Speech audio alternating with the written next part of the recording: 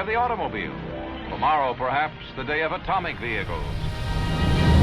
You can turn back now, or learn the stuff they don't want you to know.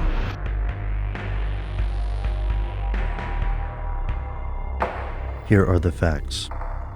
During 2010, the United States consumed 6.99 billion barrels of oil. Over the course of 2011, the Energy Information Administration estimates the average U.S. household will spend about $3,235 on gasoline. The three largest publicly traded oil companies cleared $58.3 billion in profits in 2010. The world runs on fossil fuels, and oil is a booming business. But for how long? Oil is a dwindling resource, and political instability around the world translates to unpredictable cuts in supply. World governments, auto manufacturers, and inventors continuously search for new technology that will break our addiction to oil. Oil companies are doing their part too, by investing in new methods of recovering conventional fuel and new ways of making alternative energy. At least that's the idea, but according to some conspiracy theorists, oil companies have an entirely different agenda, one they're willing to kill to protect. Here's where it gets crazy.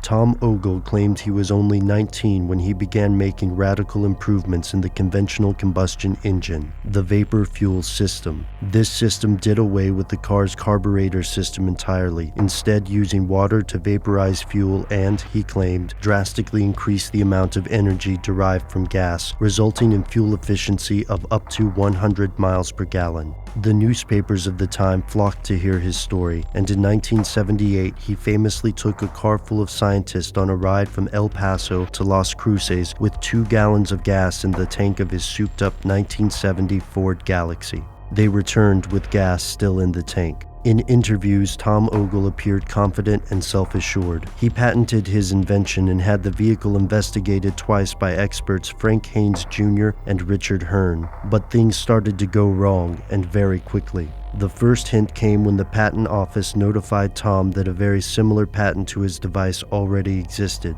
General Motors had this patent and more, but they weren't bringing them to market. Instead of making billions off his invention, Tom Ogle found himself beset by numerous lawsuits, as well as pressure from alleged representatives of Shell Oil. And he wasn't the only inventor who claimed an oil company had pressured him out of success. Frank Reed, an inventor from Fort Worth, claimed that he went through numerous court battles with oil firms and that they tried to buy his invention with the understanding that he would never build another. After the death of his business partner, Tom closed the doors of his shop and fell into gambling. He died at the age of 26, and the coroners ruled his death a suicide. His vapor fuel system, once an issue of national news, slipped through the cracks of history and now exists as an oddity, and nothing more than a conspiracy theory.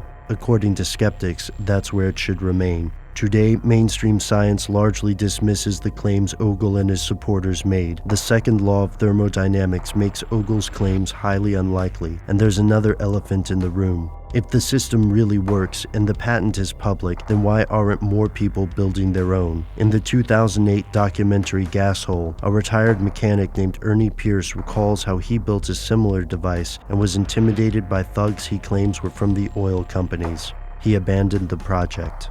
At the present day, Ogle's invention remains controversial. Is it an overblown, largely useless contraption based on pseudoscience? Or did Ogle figure out something startling and new about the combustion engine?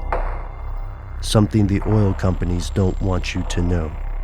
A half-century later, these early vintage autos recall an age of bustles, bowler hats, and high-button shoes. They were the trailblazers in the transportation revolution that changed the course of our nation and brought a new way of life to our people. They helped put America on wheels.